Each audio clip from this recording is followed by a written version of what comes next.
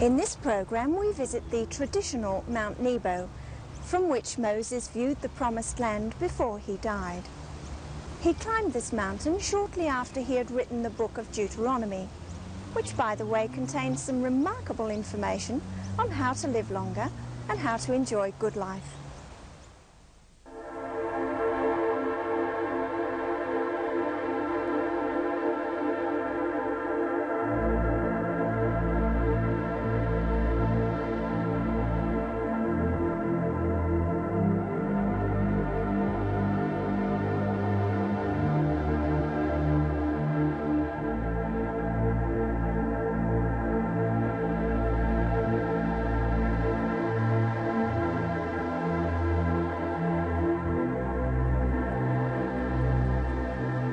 The hill over there, on which there is a church built, is Mount Nebo, and it may not look very imposing from here, but from the Jordan Valley, where Moses ascended from, it's 1,000 meters up to the top. And from the top we get a very fine view, of course. We can see right out over the Jordan Valley. You can see on the left the Dead Sea, and in the distance, on a fine day, we can see the hills of Judea and Jerusalem even crowning the hills.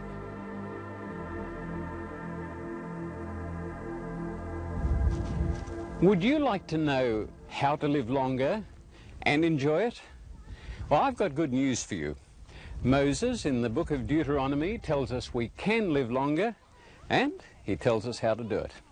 In Deuteronomy chapter 4 and in verse 40, he says, "You shall therefore keep his statutes and his commandments, which I command you today, that you may prolong your days in the land which the Lord your God is giving you." So there you are, you can live longer. Well, what's the secret of it? It says in chapter 7, "It shall come to pass, because you listen to these judgments and keep and do them, the Lord will take away from you all sickness and will afflict you with none of the terrible diseases of Egypt which you have known." Now, there was nothing arbitrary about this. It wasn't that God was saying, listen, I'm going to make all the other nations sick and I'm going to make you good and strong and healthy. This was a case of follow the rules and you'll reap the benefits. Don't follow the rules and you'll reap the consequences. Let me just give you a few simple illustrations of this. You've heard of the proverb or saying, cleanliness is next to godliness. Heard that one? It's not actually a quotation from the Bible, but nevertheless the Bible certainly does teach that we need to have cleanly habits. For instance, in Exodus and in chapter 19 and in verse 10, "Then the Lord said to Moses, Go to the people and sanctify them today and tomorrow, and let them wash their clothes." Well, you see, cleanliness is next to godliness, and if you are hygienic and keep yourself clean, well, naturally you're going to avoid some of these skin diseases which people get. And there's some other rules here too. Now, you listen to this very simple one in Numbers chapter 19 and in verse 15. "Every open vessel which has no cover fastened on it is unclean."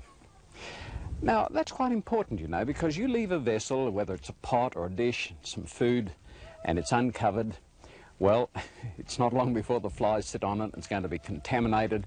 That's the way disease spreads. So, God told the Israelites, follow these simple rules, and you won't have some of these problems. Now, here's another very practical one. Listen, in Deuteronomy 23 and in verse 13, "You shall have an implement among your equipment, and when you sit down outside, you shall dig with it and turn and cover your refuse." Now, there's a lot of diseases in the East. I've seen the people of India, for instance, out in the morning, you know, out to the paddy fields. They just go to the toilet there. They just leave it. The flies come swarming over it, and the next thing they're back in the windows and sitting on the food. That's why there's so much cholera, typhoid, amoeba, dysentery. Well, here's some good instruction. Practical instruction. And Moses told the people, follow this instruction and you will avoid the diseases that are so rampant among the other nations.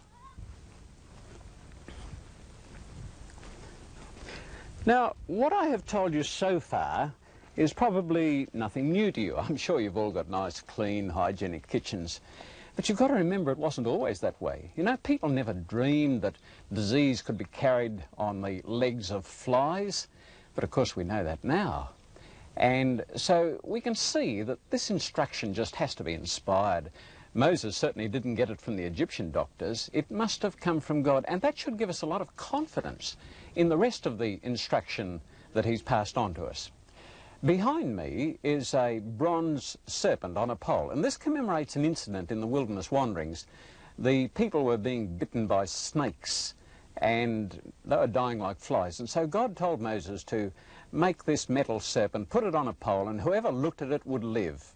They'd recover. Now, this indicates that God is very interested in our health, happiness, the recovery from disease, and of course especially prevention of disease is even more important.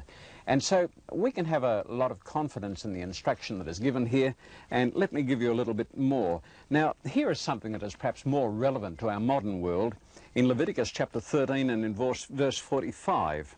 Now the leper on whom the sore is, his clothes shall be torn and his head bare, and he shall cover his moustache or his mouth and cry, unclean, unclean. And he shall dwell alone, his habitation shall be outside the camp. Now anyone who's been inside a surgery, you know, when an operation is in progress, you see the doctors with all their coverings on their lips, and this is to prevent the spread of disease.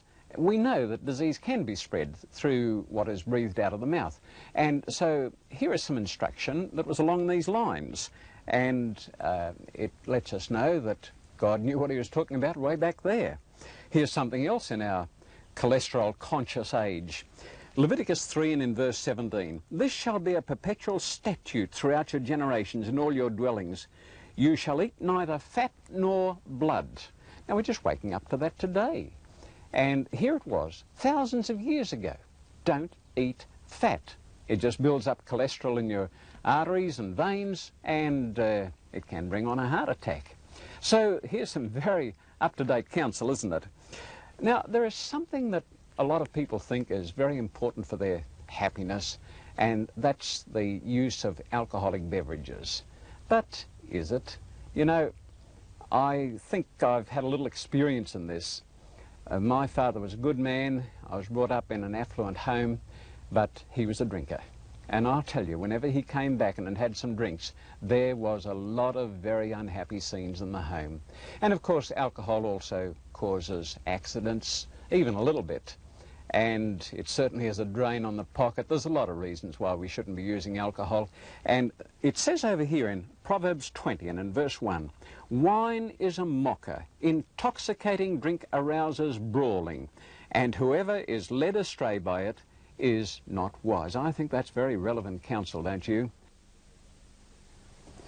But there's always somebody who will raise the question, didn't Jesus turn water into wine at the marriage feast at Cana of Galilee? Yes, indeed he did. In fact, this is one of two churches in Cana of Galilee that commemorate the miracle. And inside this particular church, there is a stone jar, and it's standing in front of a little water cistern. And so this church commemorates the incident. It really happened, sure. But the question is, which type of wine? You see, there are two types of wine. We recognize that. You can either go into a liquor shop and buy a bottle of alcoholic wine, or you can go into a supermarket and buy a bottle of grape juice, which we sometimes refer to as unfermented wine. Now, in our society, these are two separate and distinct things. One is alcoholic and the other is non-alcoholic. But in biblical times, of course, they didn't label them on bottles just as clearly as that.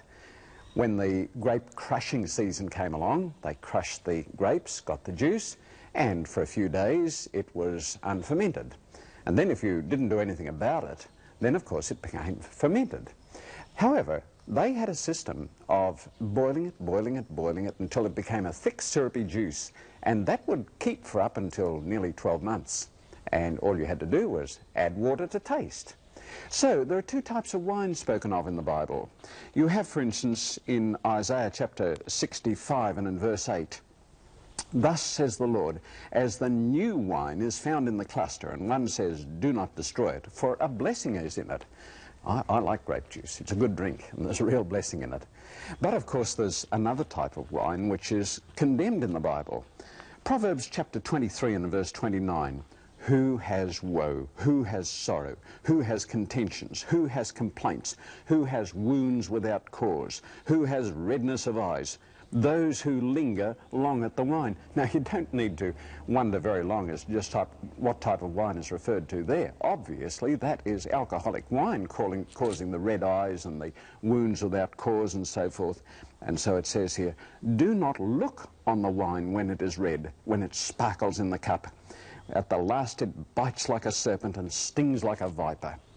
Not only don't drink it, don't even look at it. Don't be tempted, because alcoholic wine is harmful to the health.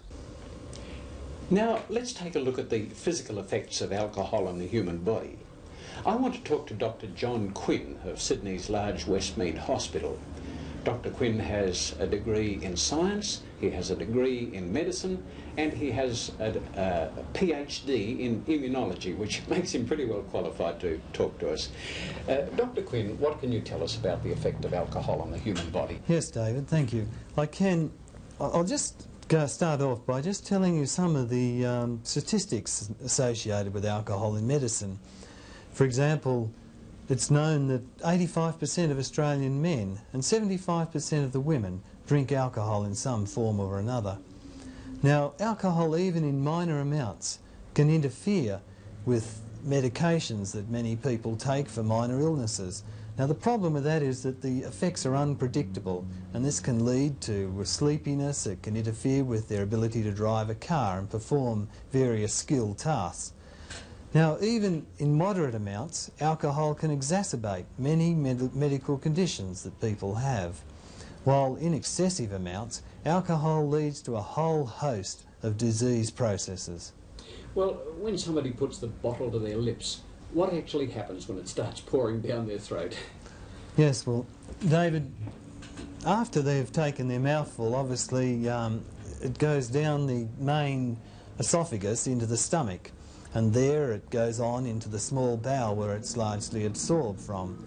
Now, on the way down through the esophagus, it irritates the lining of the esophagus, and also in the stomach it irritates the lining. Now, this leads to pain in the long term and a condition called esophagitis or gastritis, and bleeding. While in the small bowel, the irritation of the wall can interfere with the absorption of many important nutrients, and particularly the B group vitamins. Is this a liver you've got there? What effect does alcohol have on the liver? Well, because of the arrangement of the anatomy in the body, the substances that are absorbed from the small bowel and the stomach, first of all, are taken to the liver. Now, the liver is a storehouse and a processing factory in the body, and because of this, as the alcohol is absorbed from the digestive system, it's the liver that bears the first brunt, other than the lining of the small intestine. Now, even a single episode of binge drinking, such as is very common on a Friday evening in Australian populations, can lead to a condition called fatty liver. As you can see in this liver here, this is what's called a cirrhotic liver, which is a long-term consequence of excessive alcohol. But you can see these little fat globules, if I just point them out with my pen. The normal liver is sort of smooth and homogeneous, and these little fat globules have replaced the normal liver tissue. As a result, the functions of the liver are interfered with, and in time this can lead to serious disease. The person ends up a rather pathetic sight with a swollen, bloated stomach. They're unable to process many of the nutrients that are absorbed, and also, unfortunately, many of the toxins that come in from the digestive system from the breakdown of proteins and the bacterial products. When they get to the liver, they're dealt with and detoxified. But if the liver doesn't work, well, then they get into the circulation and can interfere with many of the body's functions. Yeah, it's all pretty frightening. Now, what's this over here? Don't tell me that's a heart, is it? Alcohol affects the heart? Yes, now, unfortunately, the heart too bears a large brunt of excessive alcohol intake. Now, the normal heart is about the size of your clenched fist, And if I compare my fist with this heart, even though this heart is opened up to display the internal structures, you can see that this is a very large heart. Now what happens is that the alcohol acts as a toxin on the muscle cells, and these muscle cells are unable to contract properly, and as a result the heart tries to compensate by getting larger and therefore allowing more blood to be pumped in and out. Also, the force of the contraction is better the larger the heart gets to a certain extent. In time, this heart becomes so large and dilated that the wall becomes very floppy and it's unable to pump the blood adequately through the body, and the person ends up with a condition called alcoholic cardiomyopathy. Well, it sounds like the long-term effects are pretty disastrous. What about the short-term effects? Yes, well, the short-term effects is something that's more relevant to the average sort of Australian, since we can consider only about 10% of males, and about 3 to 5% of females eventually go on to become what we would refer to as chronic alcoholics. The underage, the under 17 age, and even the under 25-year age group in Australia, they're a very large proportion of drinkers in Australia. And unfortunately, just looking at the male population, about 30 to 40% of these young men will eventually get into some trouble in their youth and their early adulthood because of excessive alcohol. This may be in the form of a motor vehicle accident, and despite random breath testing in Australia, still about 50% of fatal road accidents are caused by excessive alcohol intake. Then we have domestic violence. Alcohol is a significant contributor here. The person may be drinking and is unable to control many of their normal emotions, and this can lead to violence, which is a rather dreaded and unfortunate thing that we see in the Australian community. So, your advice, I presume, is keep off the bottle, eh? Even in moderate drinking, what do you think? Yes, even in moderate drinking, particularly in females, for example. I mean, it's been shown that if in a woman that is pregnant, even 1 or 2 standard drinks a day can lead to a condition called the fetal alcohol syndrome, in which the poor, unfortunate newborn child is mentally and physically handicapped for the rest of their life just because of their mother's excessive alcohol during the pregnancy. There is something else that Moses wrote just before he climbed Mount Nebo. You'll find it in Deuteronomy 29 and in verse 18. Listen. And that there may not be among you a root bearing bitterness or wormwood. Some translations put it that there may not be a poisonous herb. Now there's quite a few poisonous herbs growing in the world today, and unfortunately some people are using them to their detriment. For instance, there is the tobacco leaf, and you've only got to look at a packet of cigarettes and read it here. Warning, smoking is a health hazard. And according to the latest government regulations, the tobacco companies have to be even more specific than that. It is a deadly poison, and it's not wise to use it.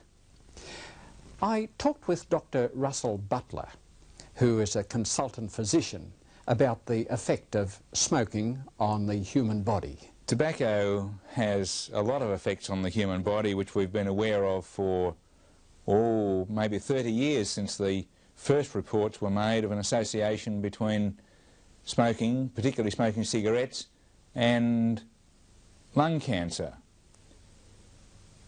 You know, a cigarette is really very much like a chimney, and if you were to get on the end of a chimney and inhale the smoke, you'd expect it to be fairly nasty on the body. Now, if you look here at this picture of a normal lung, you'll see that it's pink with a few specks of black on it, which are just from the normal dust that we see in the air. But this specimen I've got in the bottle here shows the blackening which happens when someone smokes regularly over a protracted period of time. Now, the person who did this had the consequences that they eventually developed a lung cancer, and this pale patch of tissue here is the cancer which eventually led to them having to have this lung removed. Beyond that, they have a patch of pneumonia because the air passages in the lung have been obstructed by the development of this cancer.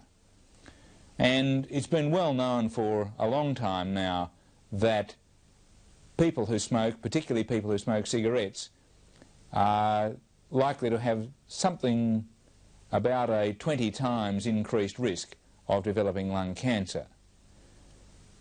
The other effects of smoking, however, are perhaps not so evident and not apparently statistically so great. For instance, people also develop heart disease, and we've got some pictures here of the inside of blood vessels which show the deposition of cholesterol and other material which tends to block up the arteries. Now, statistically, the increase in risk of developing heart disease due to smoking is only about 2- or 3-fold. But when you think that nearly a third of the population eventually dies of heart disease, it's very much more common than is lung cancer. And so the influence of smoking in accelerating heart disease is in fact much more important as a public health problem than is lung cancer. But there are other poisonous plants around besides tobacco leaves, you know. I want to talk to Don Bain, who is the Director of the Health Department of the Seventh-day Adventist Church in the South Pacific region. Don, what can you tell us about marijuana? David, I guess we could tell you a great deal about marijuana because this is a very old drug. It's been used in eastern countries for thousands of years, has in recent decades been discovered by people in Western society, and many people think that this is a very innocuous substance, but it's not. It's actually a very subtle drug that appears to be virtually harmless, but its effect upon the body are really only starting to be understood now as we're doing more research. Marijuana is a mood-altering drug, and it affects our concept of time and space, our judgment, and for people who drive or engage in any activity, whether they may be using machinery or flying aircraft or doing things like that, marijuana can be a very serious drug. So the advice is leave it alone, eh? Don't even experiment with it. I would say definitely so, that this is not a drug to be played with, and I think we'd be much better in our society without it. What about the plants that produce caffeine? Well, caffeine is an interesting substance too. It's been around for a long time. It's probably one of the drugs that is most used in the world, actually. Now, you find caffeine in a variety of substances. Coffee, of course, is a major source of caffeine for millions of people. Tea also. The cola drinks have quite a lot of caffeine in them. And there are alkaloids which are similar to caffeine, theobromine, etc., which you'll find even in chocolate. But caffeine is a drug that people used for a stimulant, to give them a lift. And again, people may think that this isn't dangerous, but again, evidence shows that too much caffeine can have a very deleterious effect upon the body. Does it have any relationship to stress?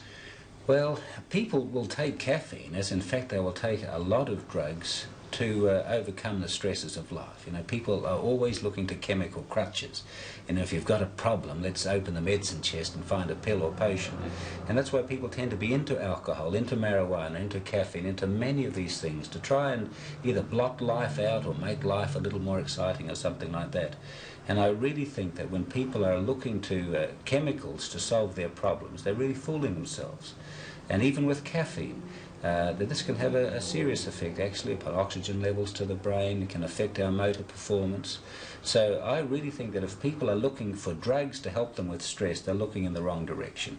People would be much better looking to a balanced lifestyle, getting a balance in the social, mental, physical and spiritual areas. These are the sorts of things that people should be concentrating on.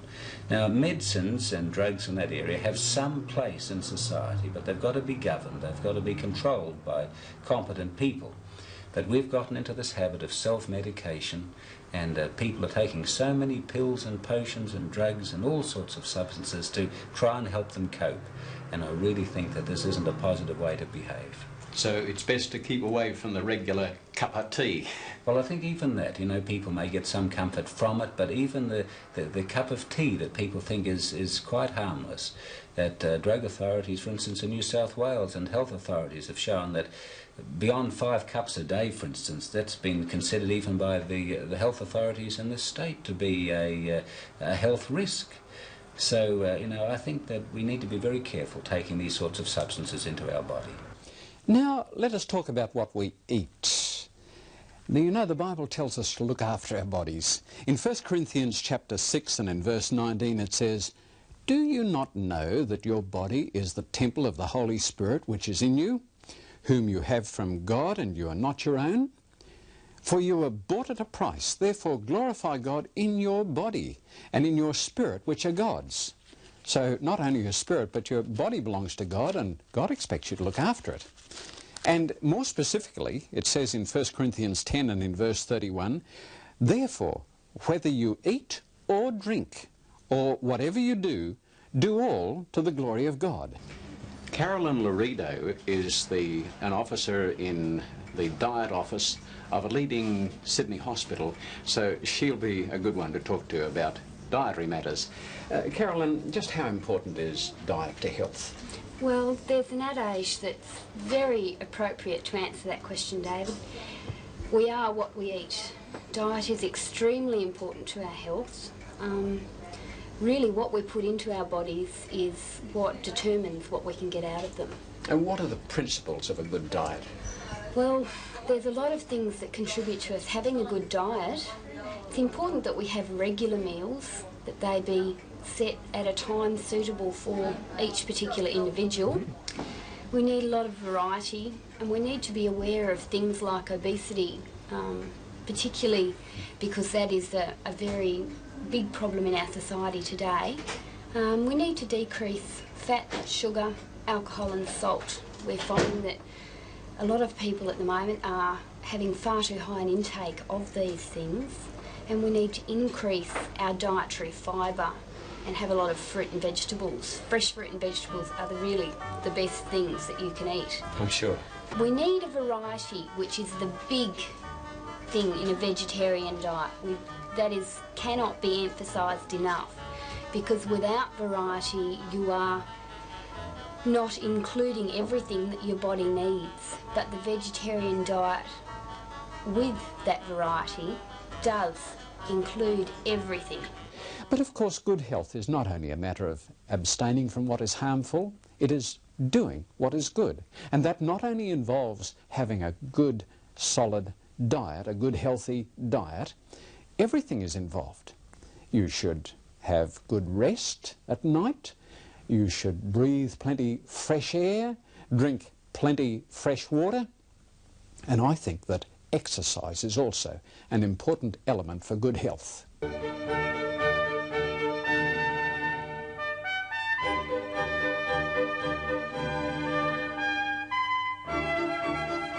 Up there for an old fella. Well, my son beat me again, of course. He usually does these days. But I got my exercise, and I really enjoy a game of tennis. And I think the reason I can keep up with my boys is because of my lifestyle. I don't drink, I don't smoke, I don't use tea or coffee, and I've got a wonderful wife who turns on some great vegetarian meals, and I really get the most out of life. Well, what about you? Do you have something there that should go? I think we've all got to get a good lifestyle, you know, and if there's anything that you need to get rid of, well, why not get rid of it now? You'll not only live longer, but you'll get far more out of life.